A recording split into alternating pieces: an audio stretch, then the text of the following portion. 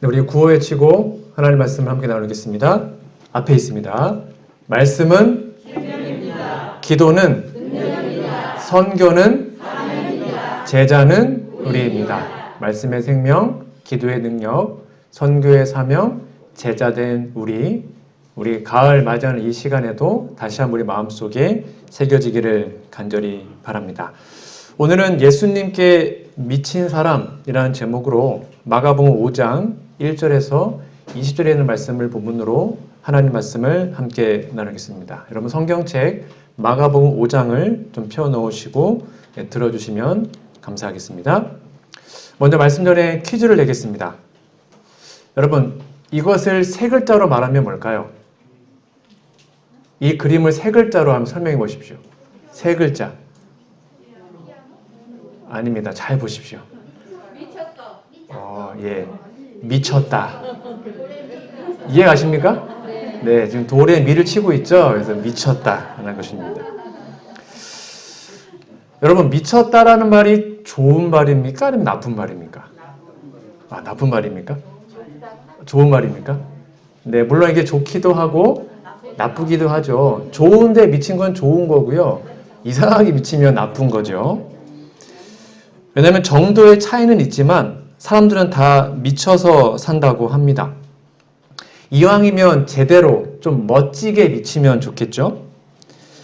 우리도 정도의 차이는 있지만 때로는 누구는 돈에 미치고 명예에 미치고 허영심에 미치고 드라마에 미치고 핸드폰에 미치고 게임에 미치고 뭐 등등등 그런 것에 미쳐 살기도 합니다. 또 어떤 사람들은 말씀에 미치고 기도에 미치고 예수님께 미쳐서 사는 사람들도 있죠.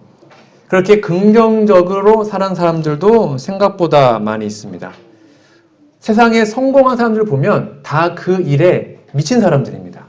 딴 거 상관없이 거기 완전히 몰입해서 이거 외에는 관심이 없고 거기에 흠뻑 빠져 사는 사람들이 성공하지요. 이 세상은 어차피 미친 사람들에 의해서 지배를 당해왔고 앞으로도 그럴 것입니다.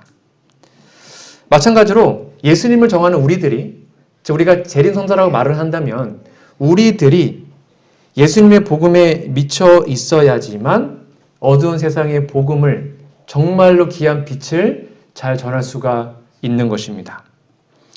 예수님의 사랑에 미쳐버린 한 사람, 그 사도 바울로 온 지구가, 특별히 유럽 전체가 복음화되었습니다.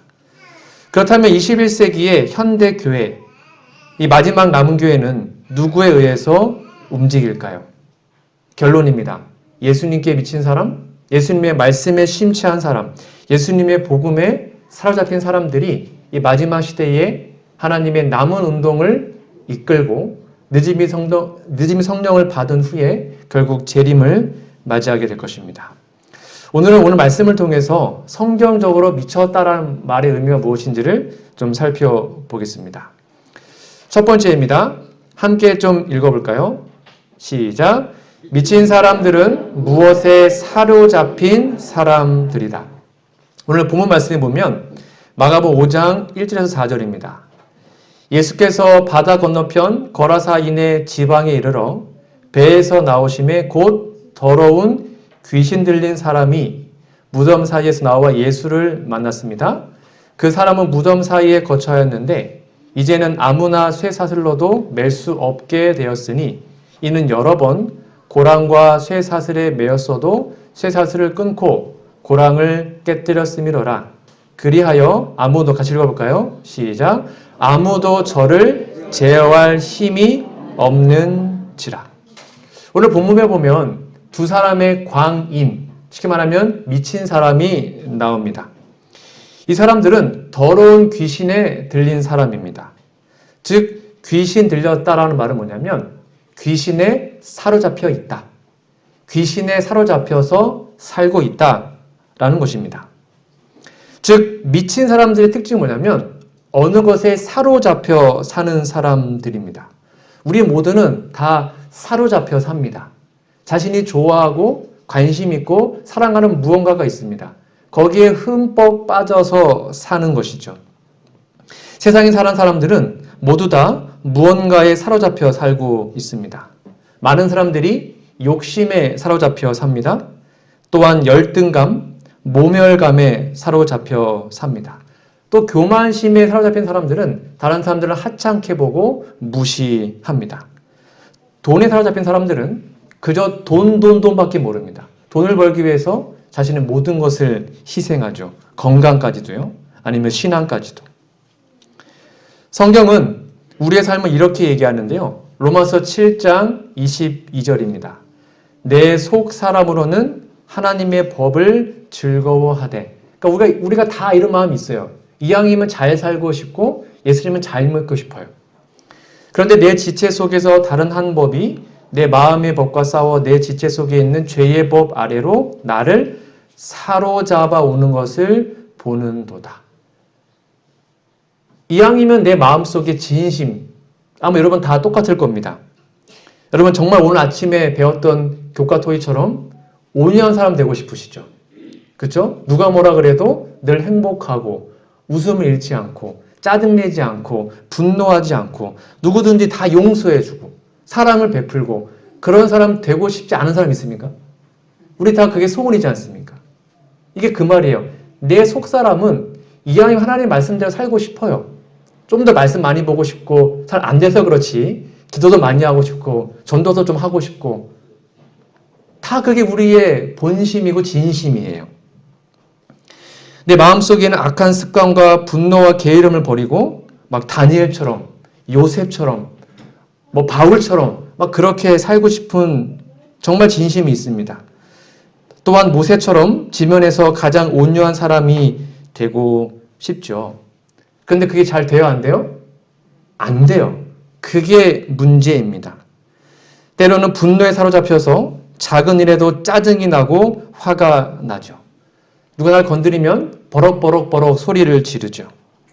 내 마음은 악한 자에게 사로잡혀서 원수를 사랑하기는커녕 내가 좀 별로 안 좋은 사람들이 나쁜 일 당하면 오히려 좀 기분이 좋고 고소한 느낌 들 때가 있는 건 왜일까요? 그 이유가 뭐라고요? 성경은 말합니다. 죄의 법 아래로 나를 사로잡아 안다. 그러니까 우리는 사망의 몸에 속해 있기 때문에 죄의 법칙에 속해 있어서 내 진심은 그게 아닌데 내 본심 정말 잘하고 싶은데 내 육체의 욕심이 자꾸 나를 사로잡아 가는 것입니다.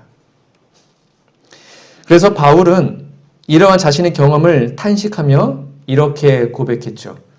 저도 참 자주 하는 고백입니다. 같이 읽어볼까요? 시작. 오호라 나는 곤고한 사람이로다.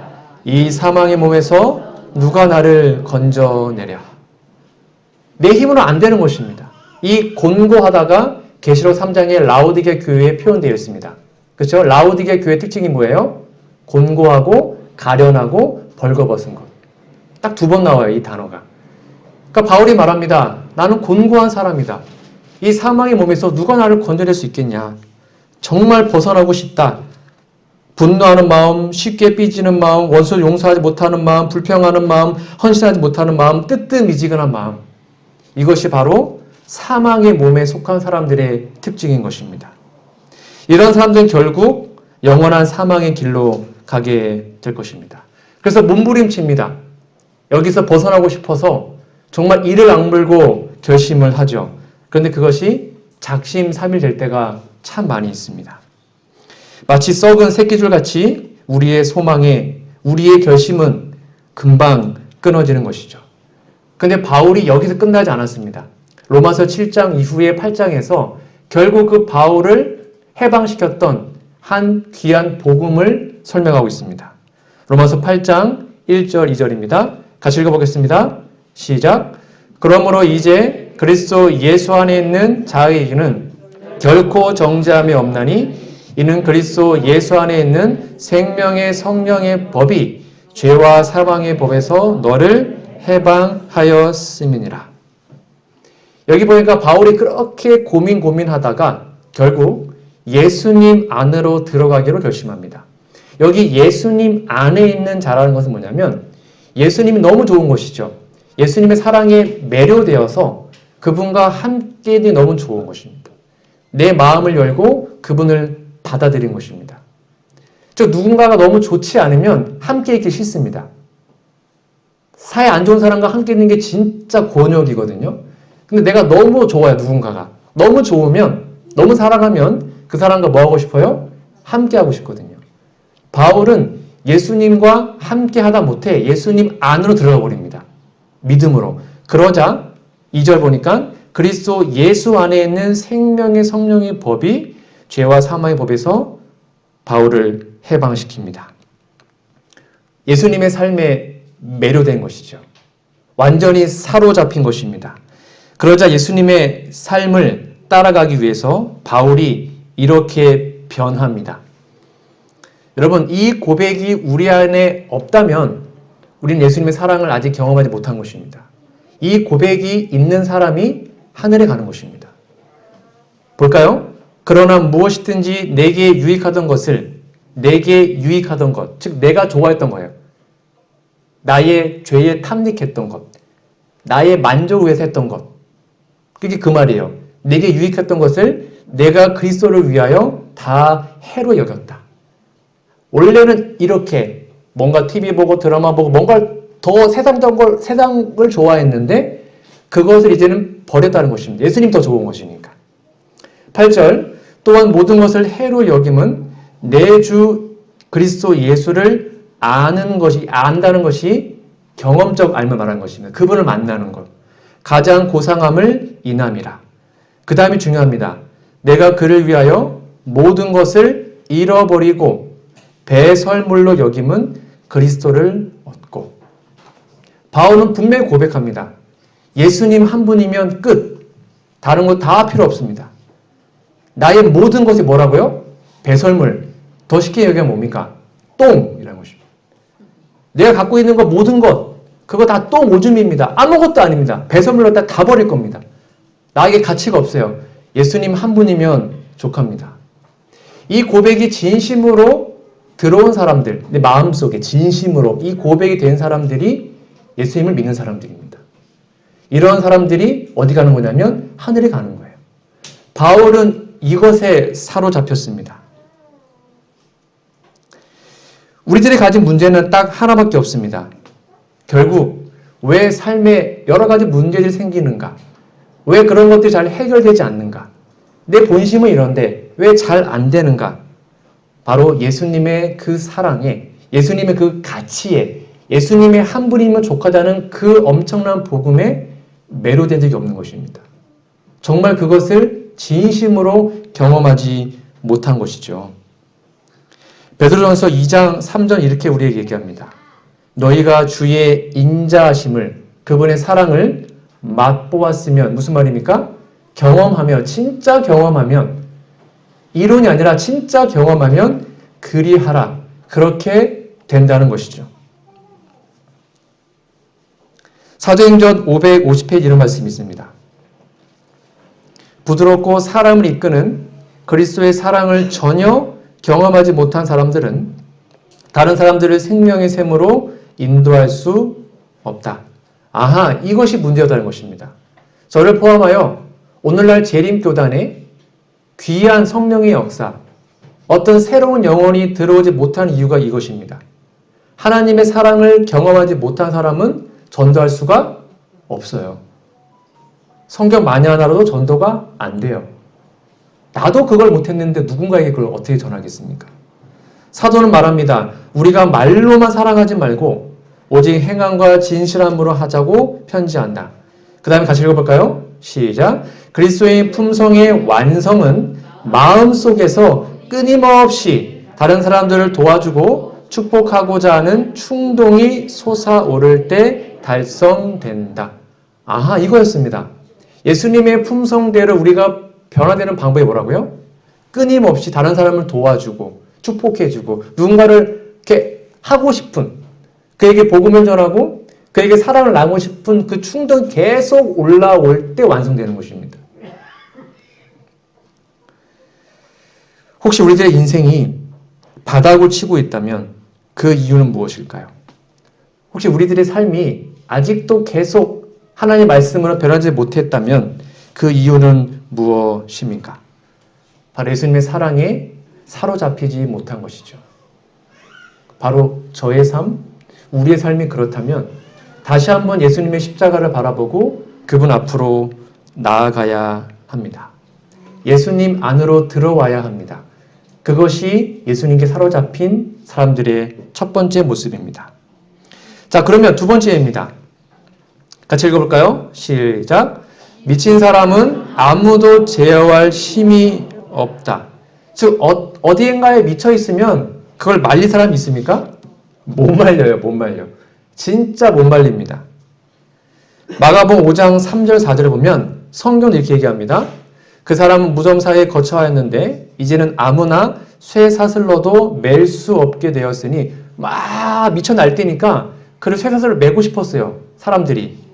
근데 여러 번 고랑과 쇠사슬에 매었어도 쇠사슬을 다 끊어버렸죠. 그 다음에 중요합니다. 아무도 저를 제어할 힘이 없는지라. 그러니까 미친 사람은 그것을 더 좋은 곳으로 말해주지 않으면, 또 다른 곳에 미치게 하지 않으면 막을 수가 없어요. 이미 거기에 빠져있기 때문에 듣지를 않아요. 그러나 복음에 미친 사도 바울은 아무도 말릴 수가 없었습니다. 사도 바울을 사탄 마귀도 말릴 수가 없어요. 그래서 결국 바울은 전 세계를 복음화합니다. 여러분, 바울이 이런 행동이 여러분 이해가 되십니까? 이거는 복음에 미친 사람만 할 수 있는 것입니다. 잘 보세요. 고린도후서 11장 23절. 저희가 그리스도 일꾼이냐? 정신없는 말을 하거니와 나도 더욱 그러하도다. 내가 수고를 넘치도록 하고 옥에 갇히기도 더 많이 하고 매도 수없이 맞고 여러 번 죽을 뻔하였으니. 여러분 이해되십니까? 누가 시킨 게 아니에요. 바울은 이렇게 살았습니다. 복음에 미쳐서. 어떻게 했느냐면요. 24절. 유대인들에게 사심의 하나 감한 매를 몇 번 맞았어요? 5번. 야, 얼마나 아팠을까요? 3번 태장으로 맞고, 1번 돌로 맞고, 돌에 맞아서 죽을 뻔했거든요. 3번 배 타다가 파선했고, 일주일을 기품에서 지냈고, 여러 번 여행의 강의 위험, 강도의 위험, 동족의 위험, 이방인의 위험, 시내의 위험, 광야의 위험과 바다의 위험과 별거 다 했죠. 거짓 형제들의 위험을 당하고, 막 참소당하고, 욕먹고, 또 수고하며 애쓰고 여러 번 자지 못하고 밤에 잠도 못 잤대요. 줄이고 배도 고팠네요. 목마르고 여러 번 굶고 춥고 헐벗었느라. 이 정도면 그지 아닙니까? 춥고 헐벗고 잠도 못 자고 얻어맞고 욕먹고 강에 빠져 죽을 뻔하고. 누가 시켰습니까? 안 시켰어요. 근데 바울이 예수님 안에 들어가는 삶을 경험하고 예수님의 사랑에 매료되자, 즉 예수님의 사랑에 미쳐버리자 그 누구도 막을 수 없었습니다. 온 세계를 복음화한 것이죠. 사단은 그를 말려보려고 옥에도 가두고 여러 위험과 폭력으로 복음을 중단시켜보려고 노력했지만 그를 중단시킬 수 없었습니다. 마지막 시대의 늦음이 운동은 영감의 글에 보면 평신도 운동이라고 기록되어 있습니다. 목회자만으로는 절대로 늦음에 임할 수가 없습니다. 전 세계에 좀 더 줄여서 우리나라에 목회자가 한 800명 조금 될까 말까 합니다. 전국적으로요. 근데 성도님들은 20만 명입니다. 즉 마지막 늦은비 운동은 평신도 운동입니다. 이렇게 바울처럼 복음의 열정에 사로잡힌 평신도들이 깨어날 때 하나님의 늦은 운동이 임할 것이고 그리고 신속하게 복음이 이 땅에 전파될 것입니다. 여러분 개신교의 목사님이시지만 제가 정말 존경하는 한 분이 계시는데요. 바로 오카눔 목사님이십니다. 혹시 아십니까? 이분이 개신교회에서 정말로 영성 있는 분이라고 이렇게 설문조사하면 거의 1, 2위를 다투는 유명한 분이십니다. 지금은 이제 돌아가셨고요. 이분을 가리켜 사람들이 말하기를 이 목사님은 제자 훈련에 미친 사람이었습니다. 이 사람은 평신도를 깨운다라는 책을 썼고요. 그러니까 성도들을 교육하고 깨우고 그래서 제자를 삼는 데 평생을 바쳤던 목숨을 걸었던 사람이었습니다. 뭐 지금은 강남이 참 좋은 곳이지만 이 목사님께서 처음에 강남에 이제 개척할 때 이 사랑의 교회거든요. 그 당시에는 그냥 허허 벌판이었습니다. 그곳에서 교인 9명을 데리고 교회를 개척했습니다. 여러분 뭐 70년, 80년대는 교회 전도 방법이 공중 전도였습니다. 그쵸? 플래카드 붙이고 전도 목사가 딱 설교하면 이렇게 막 수학하고. 그런데 이분은 그 70년 80년대에 흔하디 흔한 대전도회를 한 번도 개최하지 않았습니다. 똑같이 개척을 했는데 어느 교회는 막 사람들이 막 몇백만 원씩 불어나는데 이분의 교회는 잘 성장을 안 하는 것입니다. 왜냐하면 사람 변하기 쉽지 않으니까요. 더딘 것입니다. 다 뭐라 그랬어요. 그거 하지 말고 전도회 해가지고 사람 빨리빨리 모으라고. 근데 이분은 아니다. 한 명 한 명을 변화시켜야 된다. 거기에 목숨을 걸고 신자 6명을 데리고 제자 훈련을 끝까지 하게 됩니다. 이번에 책에 보면 이렇게 나와 있습니다. 길이라는 책을 쓰셨는데요.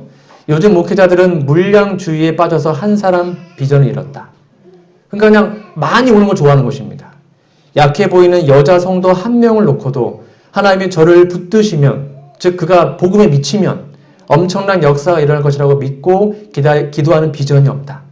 세상적인 기준으로 사람을 보는 것이다. 또 돈 많은 사람, 학력 높은 사람, 그렇게 사람을 판단한다. 이러다 보니 성령의 역사는 고사하고 교회 안에 고통스러운 분란과 시기만 가득해지는 것이다. 이렇게 수백 번, 수천 번을 속으면서도 우리는 패러다임을 바꾸지 않았다. 하나님의 관점에서 보는 패러다임, 이것이 제자 훈련의 핵심이다. 하나님의 패러다임은 가장 작은 자에게 주목하는 것이다. 그래서 이분은 막 몇백 명 오른 거 그거 다 관심 없다. 내 교회 그 한 명 한 명이 정말 예수님을 만나고 매료되어서 이 사람을 변화시키고 한 명 한 명이 진짜 제자가 되면 좋겠다. 그 사람 10명이든 20명이 상관없다. 거기에 최선을 다했습니다. 여러분, 제자 훈련과 전도 훈련은 전혀 다른 것입니다. 전도 훈련은 그냥 영혼 데려오는 훈련하는 것이죠. 그러나 제자 훈련은 그리스도인으로 변화되는 품성 변화에 결국 이루어 가는 것이죠. 이렇게 본질적으로 했을 때 결과가 어떻게 됐을까요? 조금 더디었지만 약 20년 동안 한 명 한 명을 찾아가서 그 영혼을 변화시키고 말씀을 가르치고 했을 때에 20년 만에 목사와 거의 수준이 똑같은 평신도 사역자를 3,000명을 만들어냈습니다. 그 3,000명이 소그룹을 다 진행하는 것입니다. 목사급이에요. 평신도인데. 근데 그중 그 3,000명이 그냥 소위 말하는 이렇게 이런 사람들이 아니라 뭐 국회의원도 있고 의사들도 수백 명이 있고 뭐 판사들도 있고 정말 지식인들이 다 그렇게 봉사하는 것입니다. 그래서 결국 사랑의 교회가 6만 명 이상의 성도들로 가득 채워지는 교회가 되었다고 합니다. 이분 이렇게 고백했습니다. 죽기 전에. 나는 큰 교회를 바란 적이 없다. 양심적으로 나 큰 교회 한 번 하는 게 기도하지 않았다. 그냥 한 영혼 한 영혼을 변화시키기 위해서 열심히 해보니까 이렇게 하나님이 영혼을 주셨다라고 고백을 했습니다. 그들은 구역반에서 소그룹에서 철저하게 본질 회복 운동, 예수님께 사로잡힌 그냥 마당만 밟는 그리스도인이 아니라 진짜 그리스도인, 목사님급으로 말씀을 가르칠 수 있는 사람, 정말 그런 사람들을 배출해내고 있는 것이죠. 여러분, 왜 사랑교회 성도들은 이렇게 되었고 왜 우리들은 그렇게 되지 못할까요? 왜 못했을까요? 왜 재림교회는 지금도 이렇게 뜨뜻미지근한 교회로 남아있는 것입니까? 그것은 간단합니다. 이 목사님이 전도훈련, 아니 제자훈련 할 때 그날 배웠던 말씀을 반드시 그 사람들이 다른 사람들에게 가르쳐 주도록 훈련을 시켰습니다. 배운 다음에 끝이 아니라 이거 반드시 다음 주 올 때까지 최소 몇 명에게 가르쳐 보고 오세요 하고 그걸 숙제 내주고 확인하고 그러면 그분들은 배운 것을 가르칩니다. 자기 남편이건 아니면 뭐 모르는 사람이건 아니면 뭐 인형 놓고 가르치든지 하여튼 말로 가르칩니다. 그리고 와서 검사를 맞죠. 즉 우리가 받은 은혜를 말씀을 연구해도 이것을 나누어 줄 수 있는 출구가 없으면 결코 뜨겁게 될 수 없습니다. 간단합니다. 왜 개인적으로 말씀 보지 않는가? 많은 사람들이 그 말씀을 읽어서 가르쳐 줄 사람이 없는 것입니다. 나눌 사람이 없어요. 근데 그걸 어디서 하는 거예요? 구역반에서 하는 것입니다. 여러분 다시 한번 호소합니다. 구역반을 자주 모이십시오. 거기에서 말씀을 읽고 나누십시오. 그거 하지 않으면 우리 믿음이 결코 성장할 수 없습니다. 성경 이렇게 얘기합니다. 영감의 글입니다. 하늘에 준 능력을 사용하기를 거절할 때마다 그 능력은 썩어서 소멸되고 마는 것이 우주의 원칙이다. 여러분 설교 정말 수백 번 들었지 않습니까? 근데 그 설교 기억이 안 나잖아요. 왜 그럴까요? 들은 걸 말하지 않으니까, 써먹지 않으니까 다 까먹는 것입니다. 그렇지 않습니까? 이게 그 말이에요. 하늘에 준 능력을 사용하지는 않아요. 진리도 그대로 살지 않고 또 나눠주지 않으면, 이게 그 말입니다. 여러분이 들은 말씀, 연구한 말씀, 그걸 나누지 않으면 치료는 효능을 잃어버리게 된다. 그러므로 사도는 모든 사람을 그리스도 안에서 온전히 세우기에 실패하지 않을까 염려했다. 저와 같은 목사들의 소원입니다. 모든 진실한 목사는 그의 보호와에 위탁된 신자들의 영적인 향상을 위하여 무거운 책임감을 느낄 뿐더러 그들을 하나님의 동역자로 만들고자 간절히 소원하게 된다. 그러니까 지금 우리에게 필요한 것은 물론 불신자 전도 정말 중요합니다. 근데 더 중요한 것은 기존 신자들의 변화입니다. 우리도 지금 구원의 확신이 없고 우리도 말씀과 기도를 살지 못하는데 누구를 전도하겠습니까? 불가능하죠. 그러니까 먼저 우리가 말씀과 기도와 예수님의 복음에 사로잡힌 자가 되면 전도는 당연히 되는 것입니다. 그래서 제가 아침마다 말씀 올리고 읽었는지 확인하고 완료해라 누르라. 그리고 줌으로 들어와서 같이 말씀 보자. 읽었는지 보고하게 하는 것입니다. 왜요?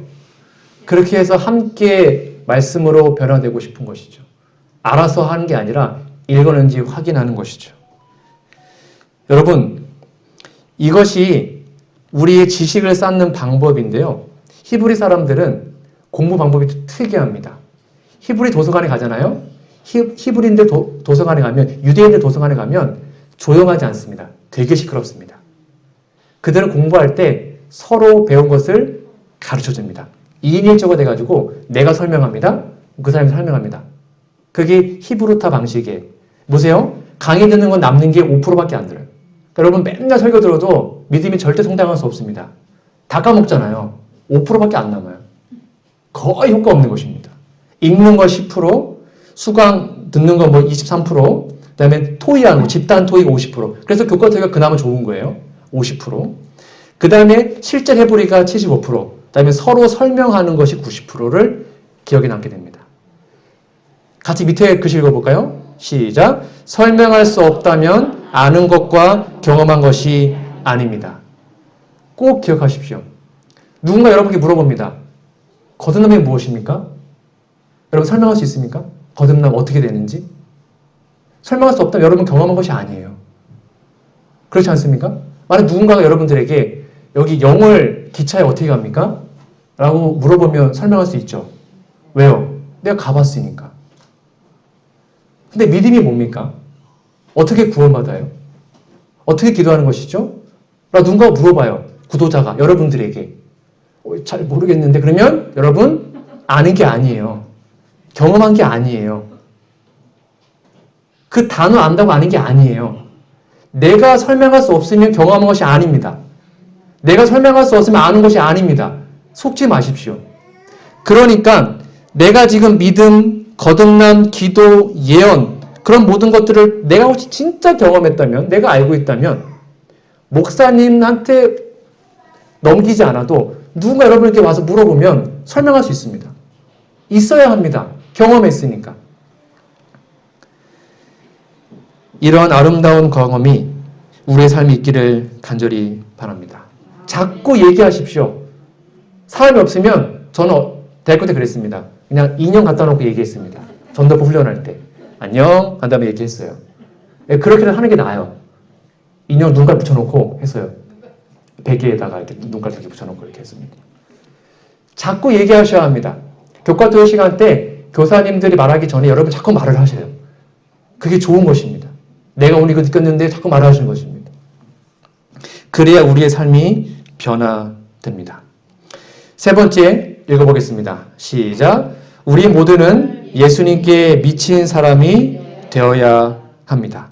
여기에서 미쳤다라는 것은 자아를 부인하고 십자가를 지고 그분만을 따라가는 삶을 표상합니다.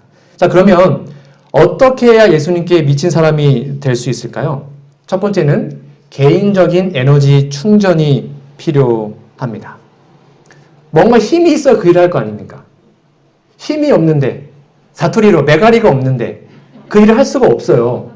그러니까 개인적인 충전이 필요합니다. 그 충전은 언제 하는 것입니까? 핸드폰은 밤새 충전하지 않습니까?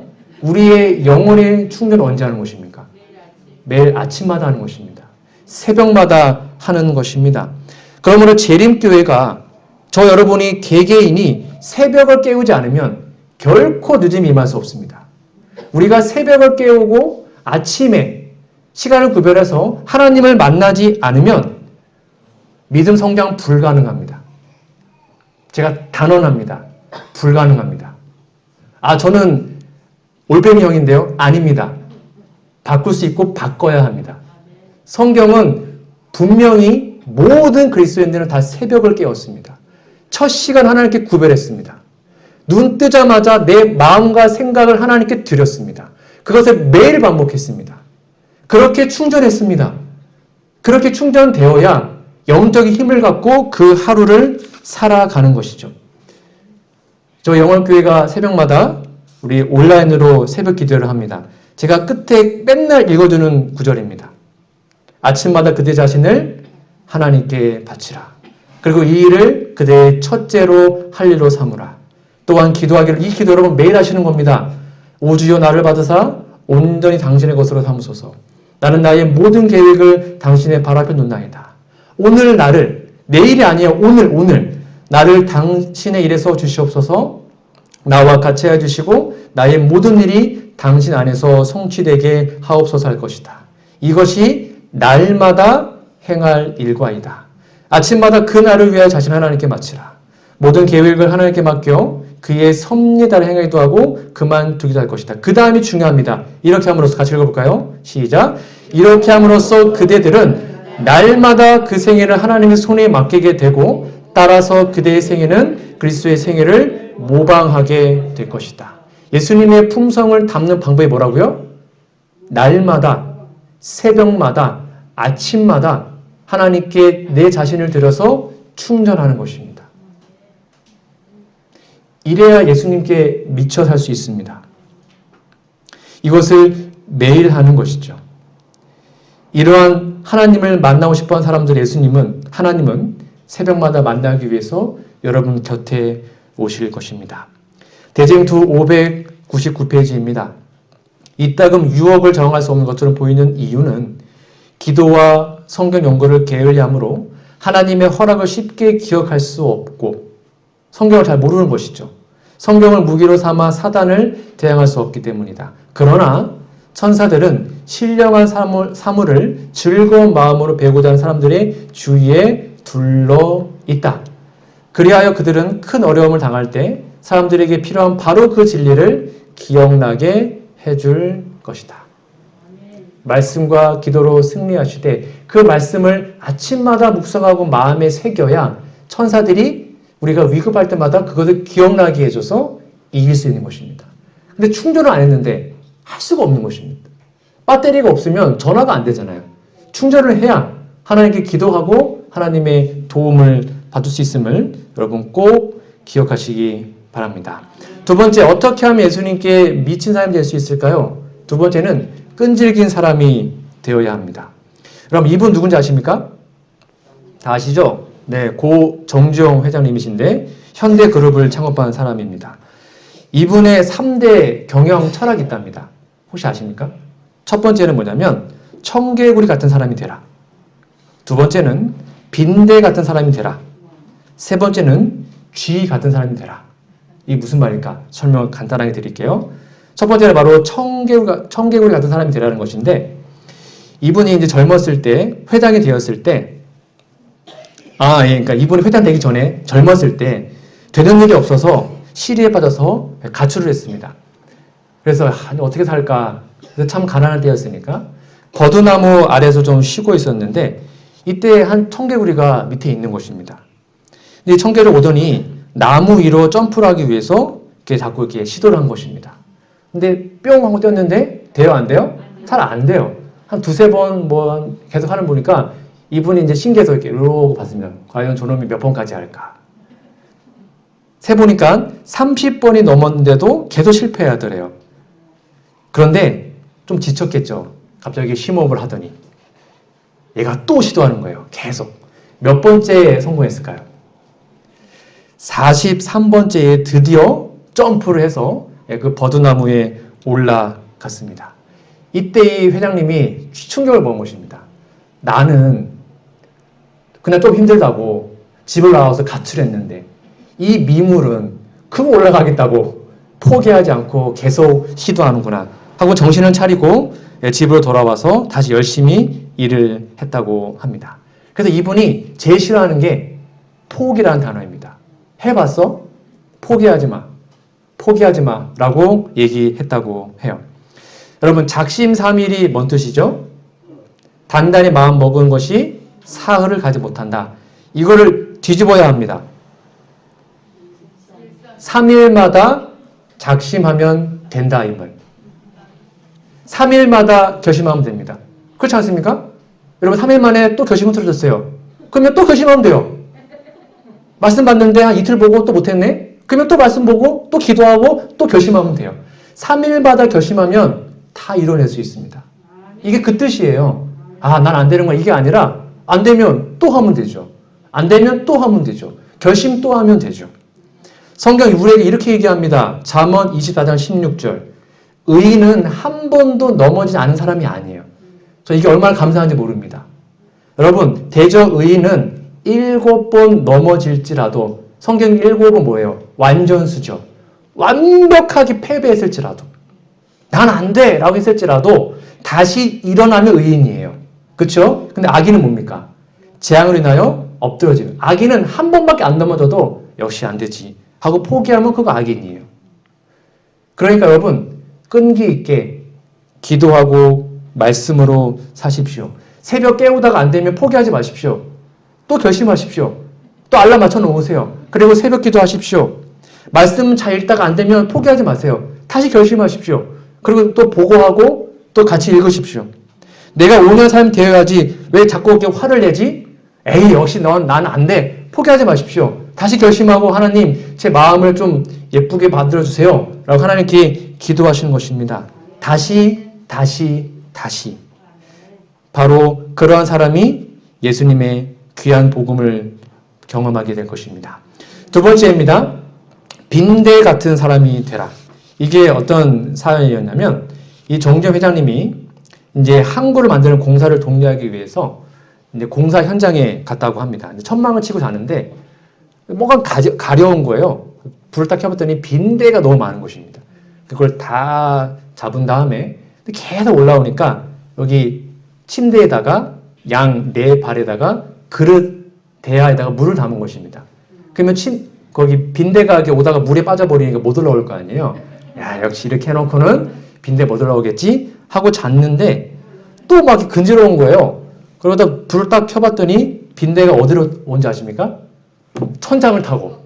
네, 천장을 타가지고 또 떨어지더랍니다. 침대로. 떨어져가지고 자기를 막 이렇게 깨물고 하는 것을 봤대요. 그래서 금방 포기하는 사람은 이분이 이렇게 얘기합니다. 야, 이 빈대만도 못한 놈아. 이렇게 얘기한다고 합니다. 경영할 때 그랬대요. 빈대는 물이 있으니까 포기하지 않았어요. 그럼 어떻게 하면 좋을까 하더니 천장을 올라가서 내려왔다는 것입니다. 안 되면 되게 하는 것이죠.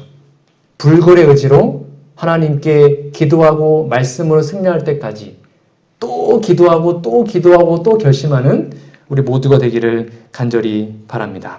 그리고 세 번째는 뭐냐면 쥐 같은 사람이 되라. 이게 참 재밌더라고요. 여러분 쥐가요 계란을 훔치는 방법이 이렇다고 합니다. 이걸 이제 이분이 또 봤나 봐요. 계란을 굴려가면 깨지잖아요. 생계란이니까. 그럼 쥐 두 마리가 2인 1조가 된다고 합니다. 그래서 한 마리가 계란을 이렇게 안고 누워요. 그러면 한 마리는 꼬리를 잡고 질질 끌어요. 그래서 이제 가면 안 깨지겠죠. 그걸 가져간 다음에 그거를 먹는다고 해요. 재밌지 않습니까?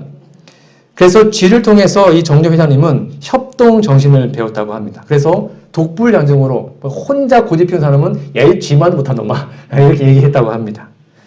이거는 우리 교회에도 정말로 크게 적용되는 것입니다. 이게 뭘 의미할까요? 구역반이에요, 구역반. 내가 혼자 못하면 같이 협력하고 도와주고 뭐 해주고 끌어주고 하는 것입니다. 그게 우리 교회가 예수님 안에서 살아가는 방법인 것이죠.